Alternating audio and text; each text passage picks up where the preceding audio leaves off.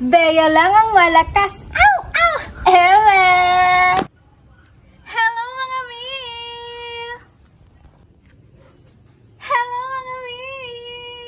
Yay! So for today's video nga mga mi ay magpapa-photoshoot tayo mga mi dahil nga kailangan na natin ng pangmalakasang profile picture at ang sticker na hinihiling ng mga followers natin. Kaya heto, magpapaayos muna tayo bago ang photoshoot. Alam niyo ba mga mi na buong buhay ko ngayon ko lang mararanasan ang magpa-photoshoot. Nung kapanahunan kasi namin, hindi pa naman uso ang photoshoot mga mi at hindi naman din ako naghanda nung debut ko. Oo mga mi kasi mahirap lang naman ang buhay namin. So ayun nga, ang aking makeup artist for today's video ay walang iba kundi si Jeric Quintan. Naging estudyante ko siya, grade 10 siya nung ako ay student teacher. And you know what mga grade 9 pa lang siya nung na-discover niya na marunong siyang mag-makeup hanggang sa naging expert na siya. At dahil sa kanyang talento, napag-aaral niya ang kanyang sarili. Siya ay soon to be English teacher.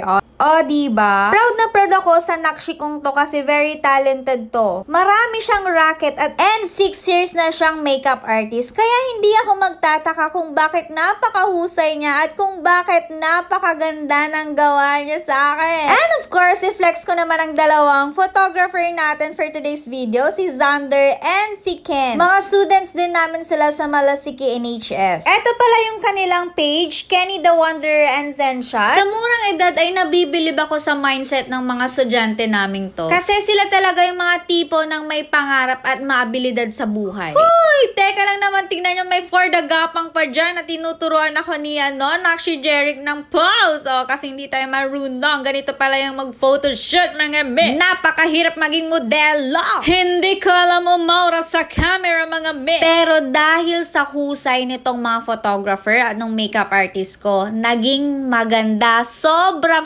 pang ang ganda yung naging result ng aking photoshoot. As in, nagustuhan ko kahit improvise lang yung aming studio type na photoshoot. Ang ganda ng naging result. But I am really wishing na sana tong mga anakshi kong to soon mabili nila yung mga materials and equipments na kailangan nila sa ginagawa nilang job na to. And I believe magiging successful sila kasi masisipag sila, dedicated sa kanilang ginagawa, and proven and tested, mahusay sila. Kaya hindi ako magtataka kung bakit marami silang clients, mga mi. And later, ipapakita ko sa inyo yung naging result ng aming photoshoot at nang makita nyo kung gaano kaganda. As in. And here are the result! Oh my gosh! Sobrang ganda mga mi. Natutuwa talaga ako sa kinalabasan. Ang ganda. Syempre, part 1 pa lang yun. Next outfit tayo. Ito namang black mga mi.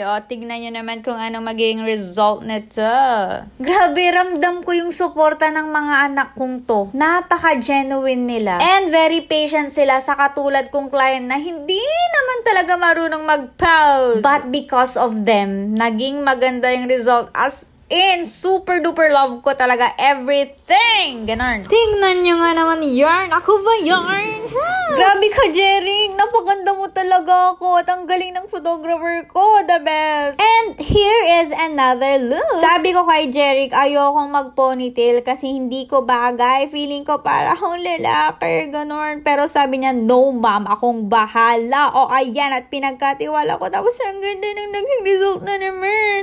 The best. Pero kahit sila natutuwa sa akin kasi ang bilis ko raw makuha yung pose na gusto nila.